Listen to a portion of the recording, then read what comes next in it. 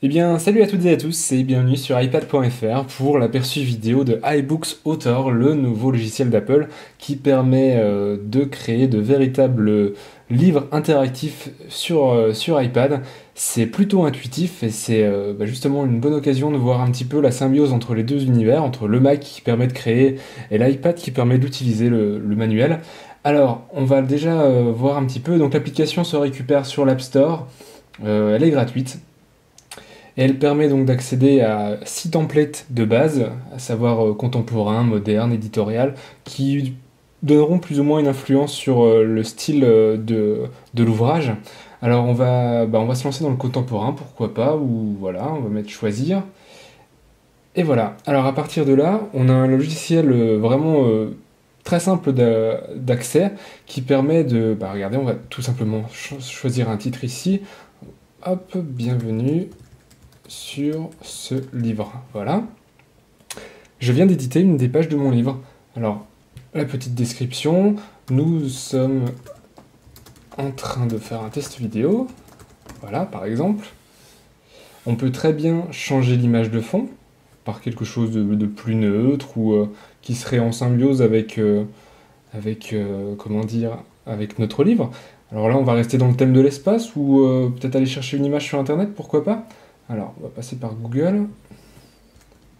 On va vraiment faire un truc. On va taper wallpaper, image. On va prendre, allez, n'importe quoi. Bah, la jolie pomme, voilà. Hop, impeccable celle-ci. Alors évidemment, vaut mieux prendre des images sur lesquelles vous avez des droits. Ça va de soi, là c'est juste pour notre petite vidéo. Alors, il suffit de sélectionner l'image en fond, voilà, elle a été sélectionnée. Je fais un copier-coller. Hop, ça y est, c'est fait. C'est pas plus compliqué. Je passe à ma page 2, qui en fait, on le voit sur l'orientation que prend mon document, est une sous-page de mon chapitre 1, sur lequel je peux aussi renommer, vous voyez, regardez.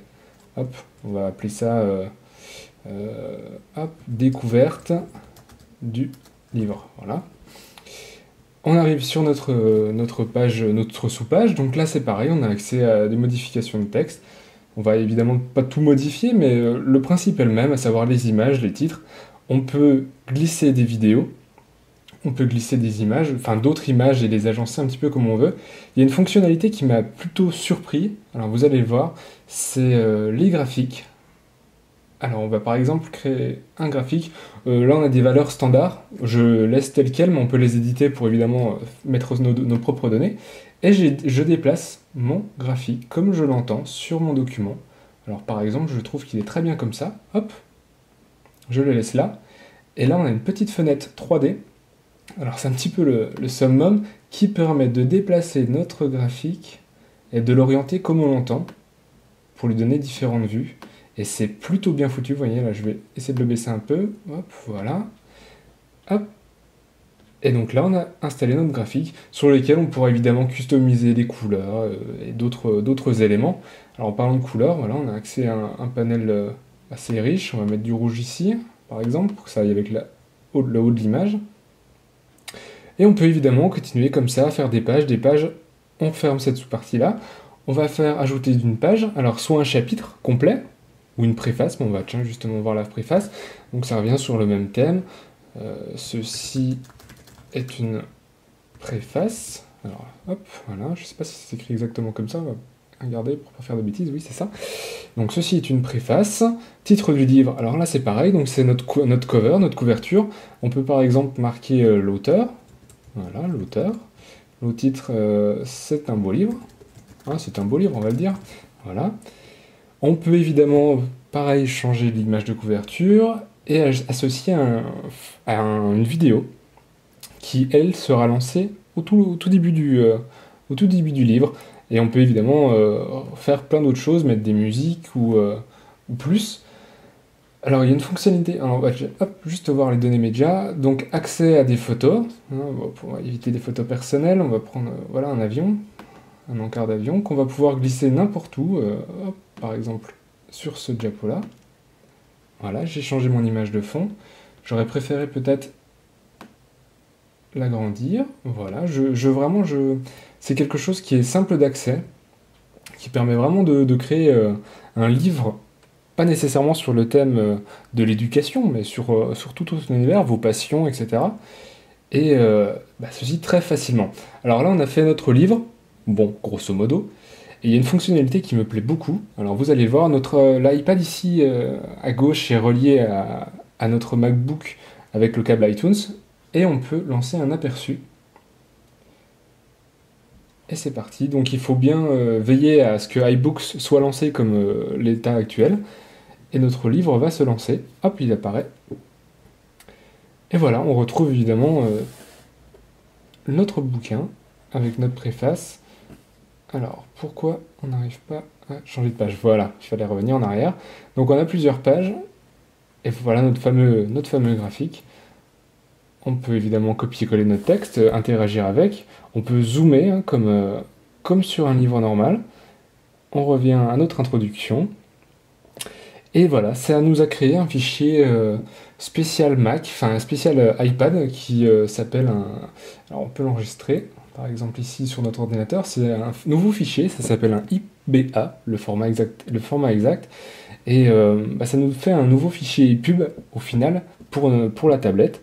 Et là, on a quelque chose, une fois complet, une fois avec des interactions, etc.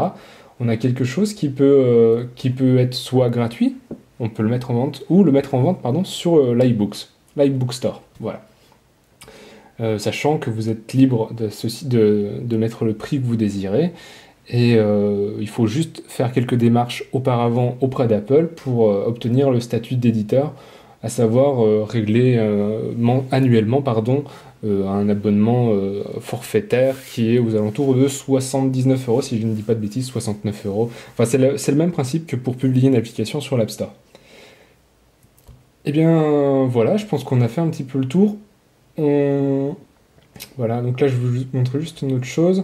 C'est par exemple l'orientation. Évidemment, on peut se mettre soit en portrait, soit en paysage. Voilà, j'avais oublié de parler de cette fonctionnalité-là. Donc, sachant que si vous travaillez sur du paysage, vous aurez tout de même une adaptation portrait qui va se créer automatiquement sans que vous ayez à mettre le nez dedans. Donc c'est plutôt pratique, ça permet de travailler vraiment une vue et au moins de préciser celle-ci à nos clients ou nos lecteurs et n'importe quoi. Et vous avez vraiment une foultitude, je sais pas si ça se dit, mais d'options, de polices, de textes à rajouter, et vraiment pour créer facilement des documents. Et pourquoi pas peut-être faire vos présentations en entreprise, présenter des maquettes à vos clients et plus. Nous, on va se dire au revoir sur ces quelques mots. iBooks Author est vraiment une application prometteuse. Je pense que l'iBook Store va connaître une nouvelle révolution avec cette application-là, parce que tout le monde peut vraiment s'amuser. Et nous, on se donne rendez-vous sur ipad.fr et Actupad évidemment pour d'autres vidéos impressions. Allez, à bientôt, ciao!